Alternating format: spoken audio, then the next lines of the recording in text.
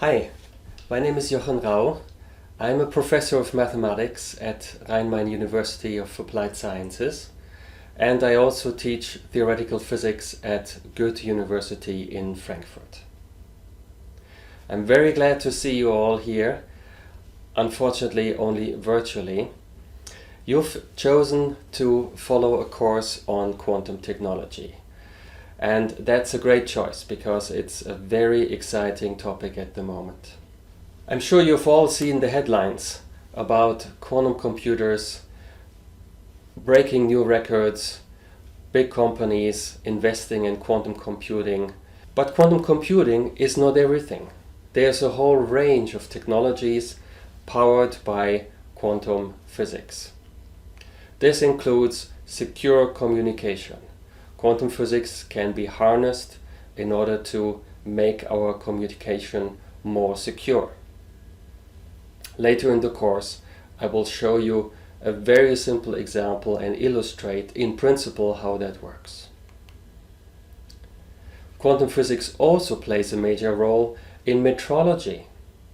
That is the science of high precision measurements. Quantum computers can be used to simulate other quantum systems, molecules, materials, and this is becoming increasingly relevant and interesting, for example, for chemical and pharmaceutical companies. And finally, there's quantum computation proper, which promises to work more efficiently and to solve some problems more efficiently than ordinary classical computers. In this course, I will pick a few specific examples just to illustrate the basic principle of quantum technology. Actually, quantum technology is something that is not only being developed in research labs, but it has already taken the step towards commercialization and is becoming more interesting and more relevant in the real economy. One indicator for this is the number of patents being filed. Here you see over time how the number of patent filings has increased. You see that 1 or 2 decades ago the leading contributions came from the US and for a while also from Japan. But now China has overtaken them all.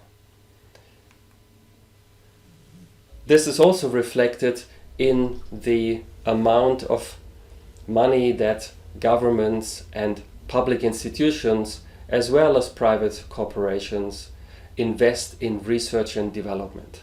These figures are already a few years old, but they already show you the order of magnitude of investment that is being spent all over the world. In Europe in particular, the European Union has launched a flagship project on quantum technology. This is one of just a handful of so-called flagship projects of the European Union, which focus on the major technologies and basic sciences that will shape the economy of the future. Also on the national level, in Germany, there's a major initiative matching the European one to invest in research in quantum technologies. This is attracting a lot of people, and we will need you as well.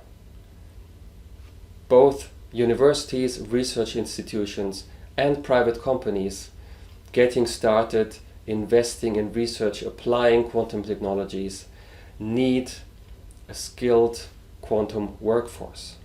So this is a very important topic to study, and your talent is urgently needed. What is the science behind quantum technology? It's quantum physics, but in particular, what has made quantum technologies, modern quantum technologies, possible is the ability to control small individual quantum systems. I will illustrate here a typical setup in a research lab where you have a string of ions trapped in a so-called Paul trap using electromagnetic fields. And then these individual ions, these atoms, can be addressed, controlled, manipulated individually, typically using laser pulses. After such a manipulation of the ions and after performing operations, transformations on these ions, the final state of these ions is measured using resonance fluorescence, and you see this little insert which shows you a typical picture that arises after such a measurement.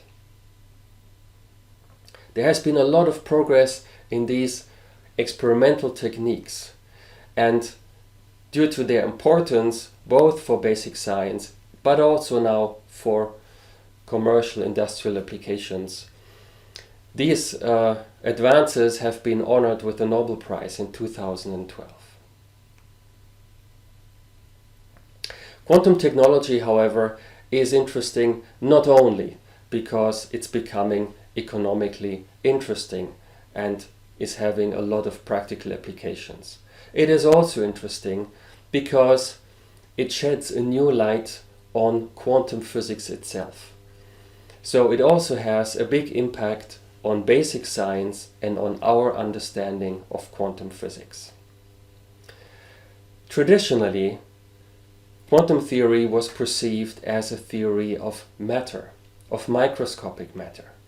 Perhaps you have seen famous experiment like the so-called double slit experiment, which shows that electrons, for example, or other microscopic particles have a wave nature, and they are not point particles as we conceive them in classical mechanics. I'm sure you also know about the atomic model that describes various energy levels, excitations in an atom, the emission spectra of atoms and molecules. This is described by quantum mechanics, and this is how we typically first encounter and learn about quantum mechanics. However, there's a new paradigm emerging, and that is influenced by the use of quantum physics for information processing in a quantum computer, in quantum communication. And this paradigm views quantum mechanics not primarily as a theory of microscopic matter, but it views quantum mechanics as a framework for information processing. So you see circuits with logical gates like this one here, which I showed schematically. And later in the course, we will encounter such circuits, and I will explain to you how such circuits work. In some ways, this new paradigm of quantum mechanics is a lot simpler than the previous one, focused on matter. It's simpler mathematically because the mathematical framework that is needed to describe individual units of information, the so-called quantum bits, the mathematical framework for that is much simpler than the framework needed to describe, say, an atom.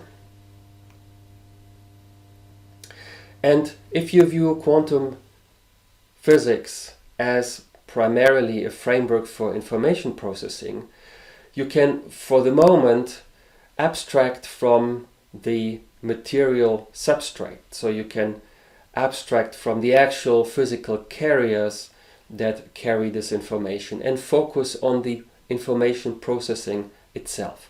Just like a computer scientist can design algorithms and write programs without understanding in detail how a semiconductor, a transistor work. This makes quantum technology and quantum computing and communication in particular also accessible for non-physicists. And indeed, more and more computer scientists, but also people from chemistry, engineering, electrical engineering are getting interested in this new kind of science and technology. So, once again, welcome to this course. I will guide you through a number of these technologies using very simple examples explaining just the basic principles, and I hope very much that you will enjoy it.